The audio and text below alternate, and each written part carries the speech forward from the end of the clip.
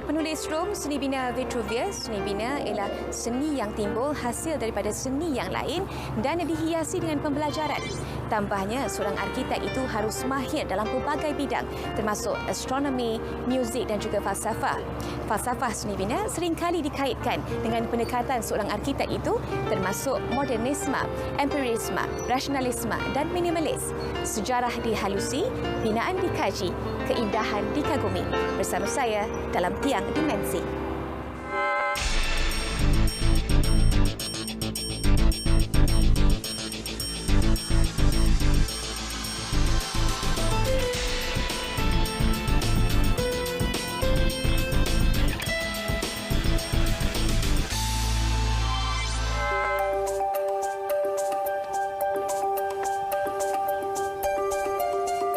Kawasannya seluas 0.688 hektar dan tingginya 200 meter. Ia pernah menjadi kubu benteng peperangan saudara pada zaman pemerintahan Sultan Mansur II, Sultan Mahmud I dan juga Sultan Umar. Kita selusuri binaan yang terdapat di sekitar Bukit Puteri, Kuala Terengganu.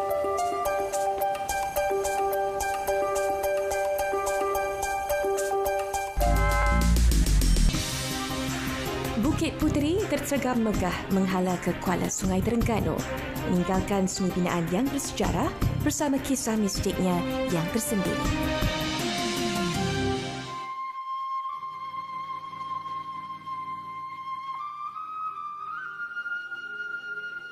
Bersama saya adalah Encik Rashid bin Hamad, Ketua Sektor Pendidikan dan Dokumentasi Muzium Negeri Terengganu. Mungkin boleh ceritakan sedikit, ya Tuan, sejarah Bukit Puteri ini sebab dikatakan telah wujud sejak kurun ke-16 lagi. Dan semasa itu ia berfungsi sebagai pusat kawalan dan pertahanan kerajaan. Sejarah Bukit Puteri ini, kalau terlihat di bawah itu adalah kawasan istana. Jadi istana itu kalau terlihat sejarah Kesultanan Terengganu itu sendiri pada abad yang ke-18. Bukan di kawasan ini. Kalau kita lihat lebih kurang dalam 2 ataupun 3 kilometer dari sinilah dia di Bukit Keledang, itu di Kota Lama. Ya? Jadi selepas itu dipindah ke sini. Dia Bukit Puteri ini tempat yang strategik untuk pertahanan. Sebab tu dibuat kubu di sini. Ya, pertahanan kubu itu semasa pemerintahan Sultan Umar, Baginda Umar. Baginda Umar dia merintah pada tahun 1839 hingga 1876 Masehi. Bukit Puteri ini kalau kita lihat, kalau musuh datang daripada darat boleh nampak, kalau datang daripada laut pun lebih boleh nampak. Itu yang segi kedudukan yang strategik. Tuan, tadi Tuan mengatakan bahawa tempat ini strategik. Kalau kita tengok dari segi ketinggian ini 200 meter, boleh melihat dan mengawal musuh dan sebagainya. Dari segi teknologi binaan kubu ini, bagaimana ia dibina? Dia sebenarnya bahan binaan dia itu ialah daripada peti telur. Lepas tu dia guna lima nipis, kapur toho dan juga pasir. Kapur toho ni kapur yang diambil, yang di laut, yang dihancurkan. Sebab tu dia jadi warna putih. Dia bukan cat. Dia berbeza dengan pembinaan sekarang digunakan siming. Tapi yang dulu tak ada siming. Itu yang kita tengok. Tapi dari segi ketahanan ni memang cukup kuat lah. Terdapat binaan seperti singgasana di atas puncak Bukit Puteri ini. Ia adalah tempat Sultan mengadakan mesyuarat untuk mengaturkan strategi perang bersama para pembesar. Pada satu ketika dahulu, terdapat banyak meriam di sini. Namun begitu, ketika pendudukan Jepun, meriam-meriam ini telah dihantar ke Siam untuk tujuan ketenteraan. Yang tinggal kini adalah meriam beranak. Ia digelar meriam beranak kerana saiz meriam tersebut. Terdapat satu meriam bersaiz besar dan satu lagi bersaiz kecil. Meriam besar dipanggil Cik Salamah dan yang kecil dipanggil Cik Sepiah. Di Bukit Puteri juga terdapat tiang bendera. Pada ketika itu, jika ada perayaan atau upacara tertentu, maka bendera akan dikibarkan di sini. Rumah api yang terdapat di sini satu ketika dahulu berfungsi sebagai panduan untuk memasuki ke Kuala Sungai, Kuala Terengganu. Satu lagi genta. Genta. Genta ni dia sebagai isyarat, pemberitahu. Kalau dulu Terengganu ni dilanggar oleh musuh atau berlaku kebakaran, dia akan bunyi genta. Dan juga genta ni dibunyikan semasa Sultan nak pergi ke masjid untuk sembahyang Jumaat. Dan juga dia sebagai kata-kata untuk beritahu macam bulan puasa. Biasa nak bersahur, lepas tu dekat nak berbuka. Tapi masa bersahur tu dia bunyi dia lain. Dia tidak sama. Dia ada gaya dia banyak. Tuan, sebenarnya apakah binaan asal di kawasan Bukit Puteri ini? Adakah hanya singgah sana tu saja ke? Atau sekali dengan genta ke? Sebelum kerajaan negeri mengambil alih dan mewartakan tempat ini sebagai tempat sejarah. Dia mungkin peringkat kot. Pasal kalau terlihat dari segi kubu tu, itu semasa Sultan Baginda Umar. Tapi yang ni semasa Sultan Abidin yang ketiga. Kita dengar cerita juga. Mungkin yang genta yang ada ni yang kedua dah. Pasal sebelum daripada tu dinamakan negara. Genta. Itu ya. Jadi kalau kita lihat di sini juga terdapatnya makam Syed Yassin. Itu benda ni Syed keturunan Ahyaya yang pertama tiba di Terengganu. Bukit Puteri juga tidak terlepas dari cerita misterinya. Bagi penduduk setempat, ia bukanlah sesuatu yang asing dan telah menjadi bualan ramai. Bukit Puteri ni dia menjadi kediaman Tuan Puteri Tujuh Beradik dan penduduk setempat ni dia boleh meminjam macam kita kata pinggan mangkuk untuk tujuan perkahwinan. Dia ada upacara dia lah. Dia bukan yang bagi tahu apa nak gini je. Dia mesti ada upacara dia. Lepas tu besok dia datang ada. Kita ambil je lah. Tapi oleh kerana kita ni manusia yang tidak jujur. Sebab tu jadi ada yang pecah, ada yang hilang. Lepas tu dia tak ganti. Maka dia pun merajuk.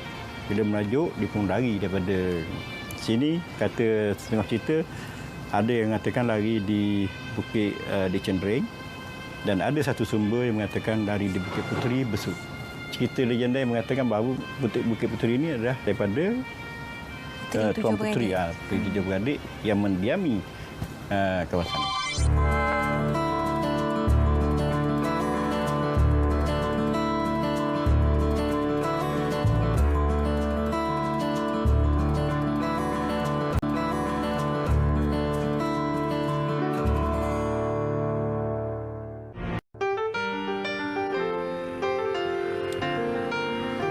Rumah ini dikenali sebagai Rumah Losong 70 tingkap.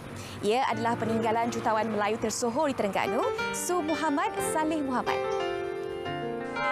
Rumah warisan Haji Su dikenali juga sebagai Rumah Losong 70 tingkap. Seni bina turun-temurun pertukangan rumah Terengganu ini kembali segar untuk ditatapi dan dikunjungi. Anak burunglah banionglah kabar. Bersama saya adalah Encik Muhammad Nur Ismail, penolong pengarah kanan Muzium Daerah. Encik Muhammad Nur, mungkin boleh ceritakan siapakah sebenarnya pemilik asal Rumah Losong 70 tingkap ini? Haji Su ataupun nama penuhnya Su Muhammad Saleh bin Haji Muhammad merupakan seorang usahawan. Beliau juga seorang agamawan dan beliau juga seorang dermawan yang terkenal bukan sahaja membantu penduduk sekitar, malahan juga banyak membantu penduduk yang berdekatan dengan Kampung Losong ini. Selain kediaman yang menempatkan ahli keluarga besar Haji Su ketika itu, apakah peranan serta fungsi rumah ini? Selain daripada tempat kediaman kepada Haji Su dan keluarga, ia juga merupakan satu lambang kepada kehebatan seni bina tradisional Melayu Terengganu. Pada waktu itu seorang tukang yang terkenal iaitu Wan Mamat telah mendapat idea tanpa menggunakan pelan telah menghasilkan satu reka bentuk yang saya kira mengagumkan semua orang. Selain daripada kediamannya, apakah sebenarnya peranan serta fungsi Rumah Losong 70 tingkap pada zaman dahulu? Rumah ini dipanggil Rumah Limas Belanda atau Fashion Belanda. Rumah ini dibina 1940-an. Jadi oleh kerana rumah ini besar, kita dapati bahawa ruang-ruang itu mempunyai fungsi tersendiri. Ya, ruang ini ruang sorong untuk menerima tetamu untuk datang masuk ke dalam rumah. Ruang kiri kanan saya ini merupakan ruang tetamu.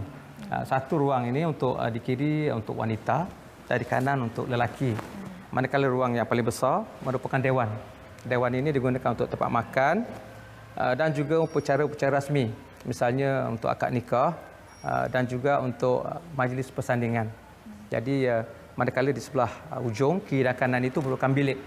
Asalnya bilik digunakan untuk tetamu, tapi apabila Haji Su dan keluarga berpindah ke sini, bilik-bilik itu dijadikan ruang untuk keluarga istirahat dan juga tidur. Mungkin Cik Nur boleh ceritakan ya, apakah sebenarnya motif serta hiasan uki yang terdapat di rumah losong 70 tingkap ini?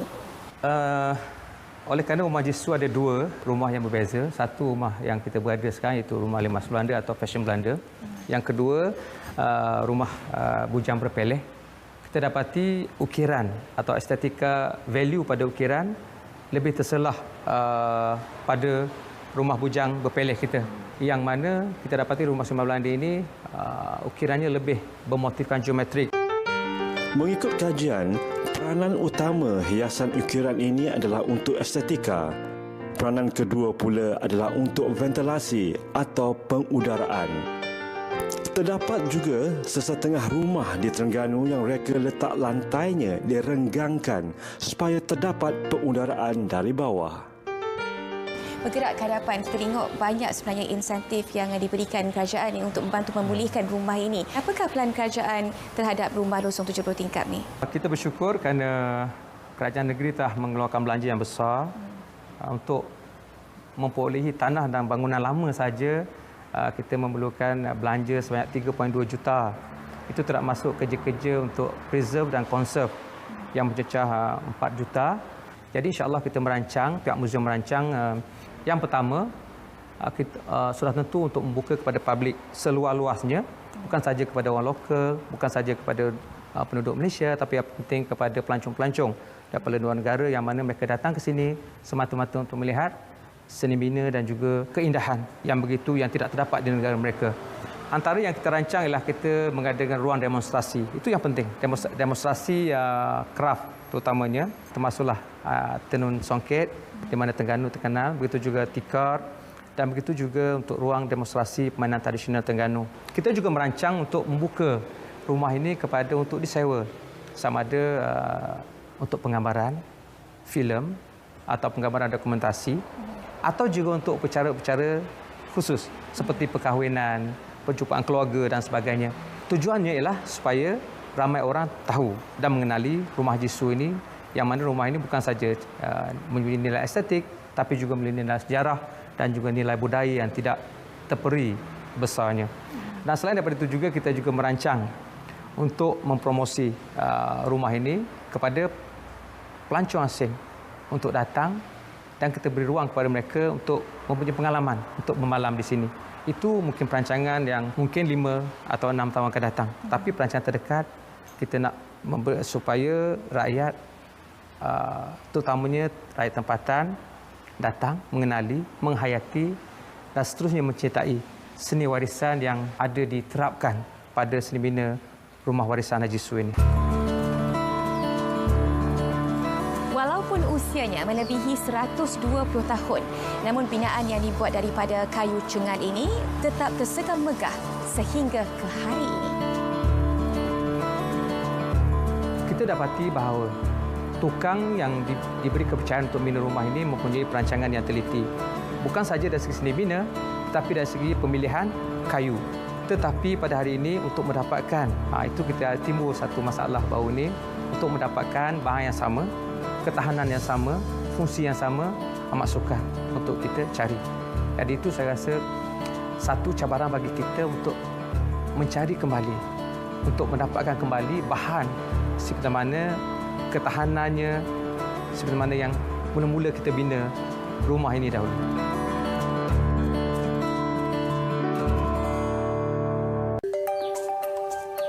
Kota Lama Duyung dibina pada tahun 1919 dan siap pada 1920. Ia dikelilingi kubu dan sebab itu jugalah ia dipanggil Kota Lama. Kota Lama Duyung memainkan peranan dalam membentuk identiti negeri Terengganu Darul Iman. Bukan hanya terkenal dengan seni binanya, tetapi juga sebagai institusi perkembangan Islam.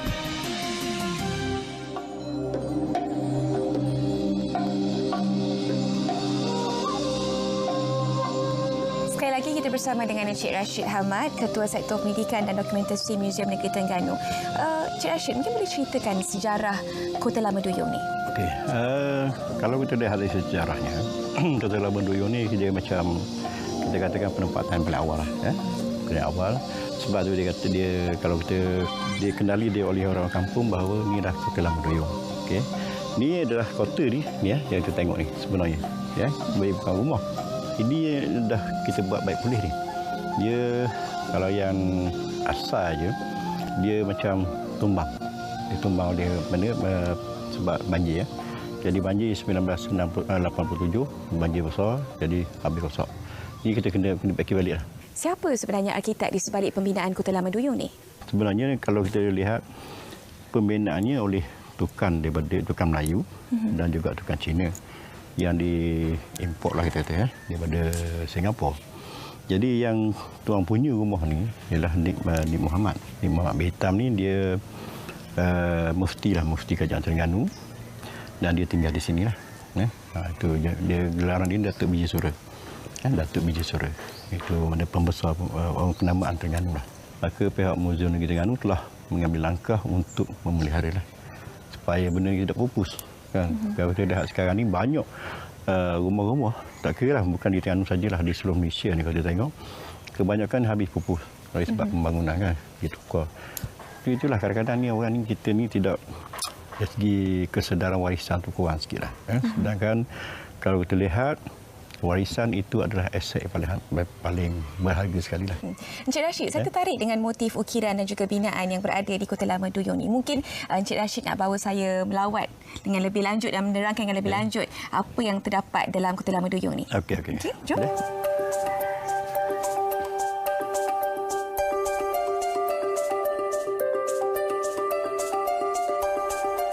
Rumah ini dikelilingi oleh tembok batu keseluruhannya. Kombinasi batu dan kayu menghasilkan seni bina yang sangat unik.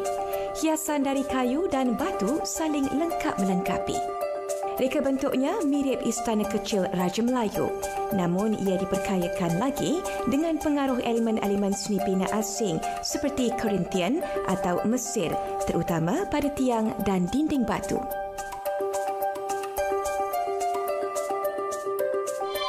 Baiklah, kita kini berada di tingkat atas Kota Lama Duyung. Mungkin Cik Rashid boleh saya juga diberitahu pemilik Kota Lama Duyung ini satu kedai seorang yang sukakan seni. Adakah itu yang jadi antara penyumbang kepada binaan yang cukup menarik di kawasan ini? Kalau kita lihat dari segi apa benda ni motif-motif ataupun seni bina rumah tu, memang tu orang tu memang biasanya memang dia berdasarkan kepada cita rasa tuan punya kan. Kalau kita tengok rumah ni sendiri dah dia ada berbagai-bagai seni bina dia. Bumbung contohnya kalau kita lihat macam kita kata rumah bujang barat. Okey, satu. Lepas tu dia ada bentuk benda ni 5 bungkus. Jadi dia dicampur-campur. Walaupun percampuran elemen yang berbeza, namun ia adalah gabungan yang harmoni.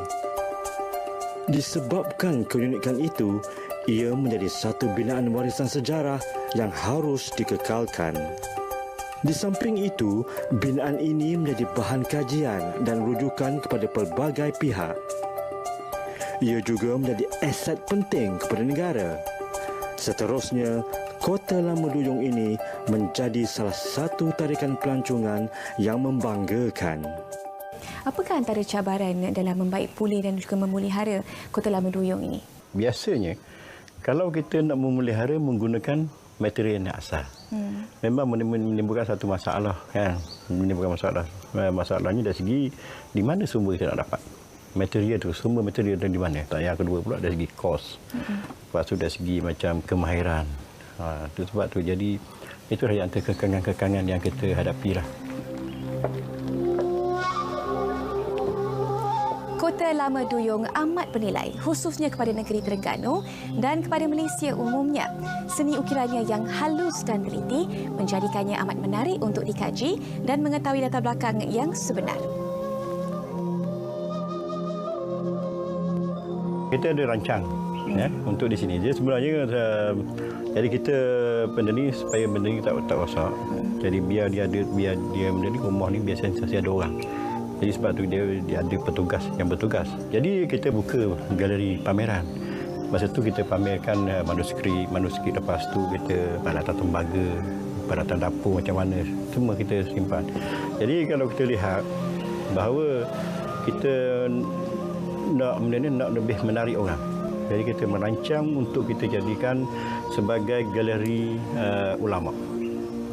Pasal di sini kalau terlihat ulama yang paling terkenal di Kampung Duyung ni adalah Datuk Syekh Duyung, Wak Abdullah bin Muhammad Amin. Itu adalah ulama daripada petani. Dan di sini juga tempat pengajian Sultan Terengganu. Jadi Sultan Baginda Umar, Sultan Zainal Abidin. Dia kalau dulu, dia bukan macam kita sekarang. Dia dulu sultan, tak kira sama ada sultan ke, pembesar ke, penarik becak ke, nelayan ke. Bila dia nak berguru, dia mesti mencari guru. Bukan guru dia mencari nak murid. Itu konsep orang dulu. Ya? Jadi dia selalu datang, dia belajar. Jadi di sini, jadi sebagai satu kawasan yang memang terkenal. Jadi itu yang kita cadangkan supaya kita bentukkan di sini, satu kita bina satu galeri ulama. Itu tujuannya untuk kita kata macam menaik taraf lah, untuk menjaga, untuk kita memajukan lagi rumah ni supaya benda ni kekal.